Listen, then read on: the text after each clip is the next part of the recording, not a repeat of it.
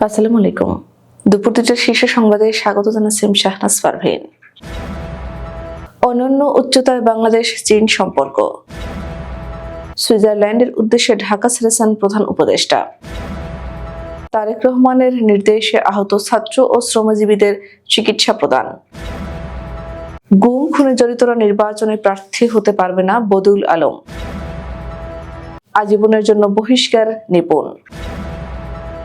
দিল্লি ফ্যাসিবাদের কেন্দ্রীয় কার্যালয়ে পরিণত হয়েছে রিজভি। কুয়েতে মানব পাচার ও জালিয়াতির অভিযোগে ৩ বাংলাদেশি গ্রেফতার।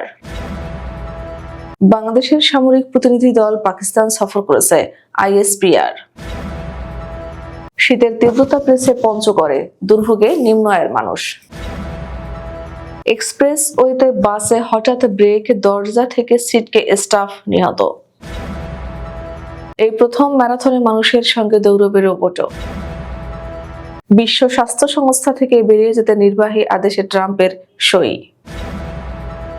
এবং বড় জয়ে শীর্ষ 4-এ ম্যানচেস্টার সিটি। শুনছিলেন এই শিরোনাম, এবার বিস্তারিত। প্রথম দ্বিপক্ষীয় সফরে 3 দিনের জন্য চীনের বেইজিং এর উদ্দেশ্যে রওনা হয়েছেন পররাষ্ট্র উপদেষ্টা মোহাম্মদ তৌহিদ হোসেন। সোমবার বিকেলে পররাষ্ট্র উপদেষ্টার ঢাকা ত্যাগ করার তথ্য জানিয়েছে পররাষ্ট্র মন্ত্রণালয়। বাংলাদেশের রাজনৈতিক পট পরিবর্তনের পর দুই দেশের সম্পর্ক গভীর করতে মনোযোগ দিচ্ছে চীন। পররাষ্ট্র উপদেষ্টার চীন সফর তার সূচনা মাত্র।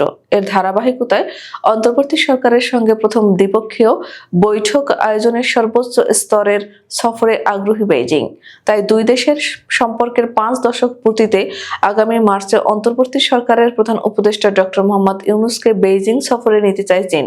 আগামী 27 ও 28 মার্চ বেইজিংয়ে অনুষ্ঠেয় বাও ফোরাম এর ফর এশিয়ার সম্মেলনে যোগ দিতে ইতোমধ্যে ডক্টর ইউনূসকে আমন্ত্রণ জানিয়েছে চীন।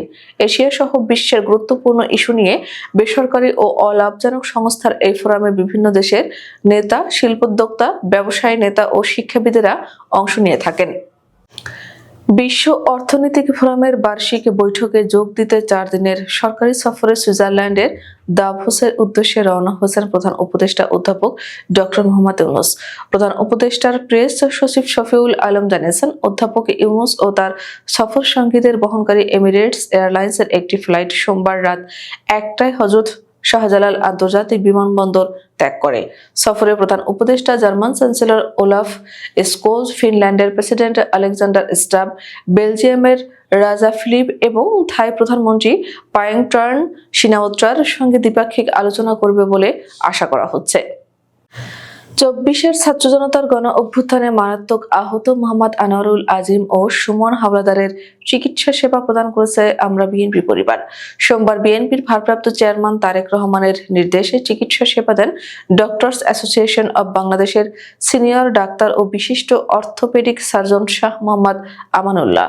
আহত আনোয়ারুল আজিম 4 অগস্ট রামপুরা ও গাড়ির ড্রাইভার সুমন হাওলাদার 19 জুলাই রামপুরায় ছাত্র জনতার আন্দোলনে আইনশৃঙ্খলা বাহিনীর গুলিতে আহত হয়ে রাজধানীর বিভিন্ন হাসপাতালে চিকিৎসাধীন ছিলেন।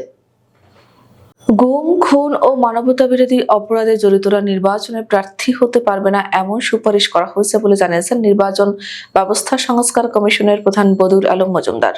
পাশাপাশি 40 ভাগের কম ভোট পেলে সেই আসনে ভোট বাতিলের সুপারিশ করা হয়েছে বলেও জানান তিনি। আজ মঙ্গলবার রাজধানীর আগারগাঁওয়ের নির্বাচন কমিশন ভবনে সাংবাদিকদের তিনি এসব কথা বলেন। বদিউল আলম মজুমদার বলেন, আমরা কোনো দলকে নির্বাচন থেকে দূরে রাখার পক্ষে না, তবে যারা জুলাই গণহত্যা ও মানবতা বিরোধী অপরাধ করেছে তারা নির্বাচনে অংশ নেবে কিনা, ভবিষ্যতে ক্ষমতায় যাবে কিনা তার সিদ্ধান্ত নেবে দেশের জনগণ ও রাজনৈতিক দল। অনৈতিকভাবে সমিতির প্যাড ব্যবহার করে মনগড়া বিবৃতি প্রদান করার অভিযোগে বাংলাদেশের চলচ্চিত্র শিল্পী সমিতি থেকে আজীবনের জন্য বহিষ্কার হলেন চিত্রনায়িকা নিপুণ আক্তার। রোববার কার্যনির্বাহী পরিষদের মিটিংয়ে সর্বসম্মতিক্রমে এই সিদ্ধান্ত নেওয়া হয়েছে। জানা গেছে, গত বছরের 16 জুলাই শিল্পী সমিতির প্যাড ব্যবহার করে কোটা বিরোধী আন্দোলন নিয়ে এক বিবৃতি দেন নিপুণ। সেখানে নিজেকে সাধারণ সম্পাদক ও সাবেক বলেই উল্লেখ করেন তিনি। শুধু তাই নয়, গত 17 জুলাই নিজের ফেসবুক ওয়ালে সেটা পোস্ট দেন। এ নিয়ে সে সময় ব্যাপক সমালোচনা জড়ান তিনি।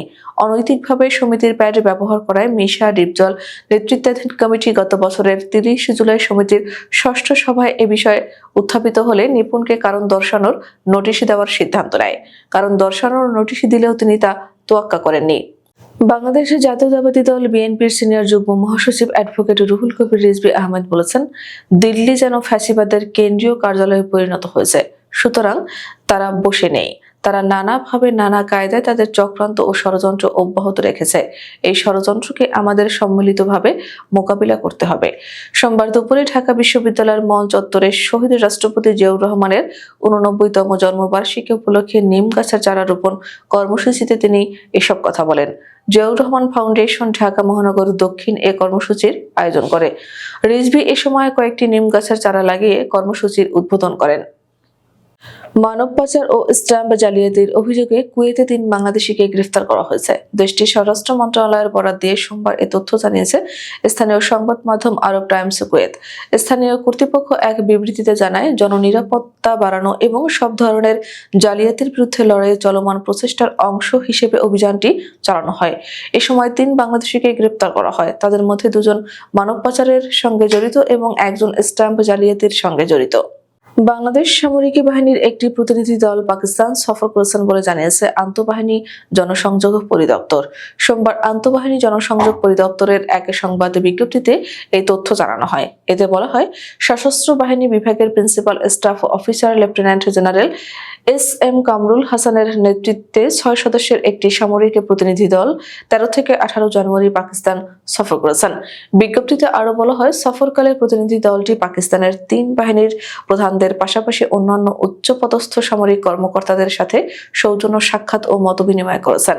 পঞ্চগড়ে শীতের তীব্রতা প্রতিনিয়ত বাড়ছে। উত্তরের হিমেল বাতাসের কারণে তাপমাত্রার পারদ কিছুটা হ্রাস পেয়েছে। সন্ধ্যা থেকে সকাল পর্যন্ত ঘন কুয়াশার চাদরে ঢাকা থাকছে পুরো জেলা। তাপমাত্রা ওঠানামার মধ্যে রয়েছে, তবে মাঘের প্রথম সপ্তাহে ঘন কুয়াশায় বিপাকে পড়েছেন নিম্ন আয়ের খেটে খাওয়া সাধারণ মানুষ। মঙ্গলবার জেলার তেঁতুলিয়া আবহাওয়া পর্যবেক্ষণ কেন্দ্রের সর্বনিম্ন তাপমাত্রা রেকর্ড করা হয়েছে 10.5 ডিগ্রি সেলসিয়াস। এ সময় বাতাসে আর্দ্রতার পরিমাণ ছিল 99%। ঢাকা মাওয়া এক্সপ্রেস ওয়েতে বাসের চাকায় পিষ্ট হয়ে তাহসিন মাহমুদ রিফাত নামে গাংচিল পরিবহনের এক স্টাফ নিহত হয়েছেন। মঙ্গলবার সকালে পদ্মা সেতু উত্তর থানা সংলগ্ন ওজন স্কেল এলাকায় যাত্রীবাহী গাংচিল পরিবহনের একটি বাস থেকে ছিটকে পড়ে একটি বাসের চাকায় পিষ্ট হলে এ দুর্ঘটনা ঘটে। জানা গেছে, নিহত রিফাত দোহার উপজেলার মকসুদপুর বেথুয়া গ্রামের ফিরোজ আলমের ছেলে। এক অভূতপূর্ব ক্রীড়া প্রতিযোগিতার আয়োজন করতে যাচ্ছে চীন। চলতি বছরে এপ্রিল মাসে বেইজিং এর ডাসিং জেলায় অনুষ্ঠিত হতে চলেছে বিশ্বের প্রথম মানব ও রোবটের marathon. South China morning poster report অনুযায়ী প্রতিযোগিতায় অংশগ্রহণকারী প্রথম 3 জন, সে মানুষ হোক বা রোবট, তাদের দেওয়া হবে বিশেষ পুরস্কারও। এই ম্যারাথন 12,000 মানব দৌড়বিদের সঙ্গে প্রতিযোগিতা করবে একাধিক হিউম্যানয়েড রোবট। প্রযুক্তি ও ক্রীড়া জগতের মিশেলে এক অবিস্মরণীয় মুহূর্তের সাক্ষী হতে চলেছে গোটা বিশ্ব। ম্যারাথনটির আয়োজন করছে বেইজিং এর এই টাউনের প্রশাসন। প্রায় 20টি সংস্থার দ্বারা তৈরি রোবট অংশ নেবে ম্যারাথনে। মার্কিন যুক্তরাষ্ট্রের 47তম প্রেসিডেন্ট হিসেবে শপথ নিয়েছেন ডোনাল্ড ট্রাম্প। সোমবারের এই শপথ অনুষ্ঠানের মাধ্যমে দ্বিতীয় মেয়াদে দেশটির রাষ্ট্র ক্ষমতায় বসলেন তিনি। বিবিসির লাইভ প্রতিবেদনে বলা হয়েছে, ট্রাম্প শপথ নেওয়ার পর একের পর এক নির্বাহী আদেশে সই করেছেন। তিনি বিশ্ব স্বাস্থ্য সংস্থা থেকে যুক্তরাষ্ট্রের বেরিয়ে যাওয়ার প্রক্রিয়া শুরু করতে একটি নির্বাহী আদেশে সই করেছেন। হোয়াইট হাউসে ফিরে এসে এই আদেশে সই করার সময় তিনি বলেন, ওহ, এটি বড় একটি সিদ্ধান্ত। তিনি আরো বলেছেন, বিশ্ব স্বাস্থ্য সংস্থায় এতদিন অন্য দেশের তুলনায় যুক্তরাষ্ট্র অন্যায্য পরিমাণে অর্থ প্রদান করেছে। সালফোর্ড সিটিকে 8-0 গোলে হারিয়েছিল ম্যানচেস্টার সিটি। এবার গোল উৎসব করল প্রিমিয়ার লিগেও। ইপসউইচকে টাউনকে রোববার 6-0 গোলে বিধ্বস্ত করেছে তারা। মাঝে বেশ বাজে সময় পার করেছে ম্যানচেস্টার সিটি, তবে সেই ধকল কাটিয়ে আবারও স্বরূপে ফিরেছে তারা। রোববার রাতে ইপসউইচকে উড়িয়ে উঠে এসেছে পয়েন্ট তালিকার সেরা 4-এ। প্রিমিয়ার লিগে প্রথম দেখা 4-1 গোলে জিতেছিল ম্যান সিটি। ইতিহাসে সেই ম্যাচে হ্যাট্রিক করেছিলেন আর্লিং হল্যান্ড। এবার অবশ্য নেই হ্যাট্রিক, জোড়া গোল করেন ফিল ফোডেন। আমাদের পরবর্তী রাত 10টার শীর্ষ সংবাদ দেখার আমন্ত্রণ জানিয়ে এখনকার মতো বিদায় নিচ্ছি। দর্শক, ভিডিওটি শেষ পর্যন্ত দেখার জন্য আপনাকে অসংখ্য ধন্যবাদ।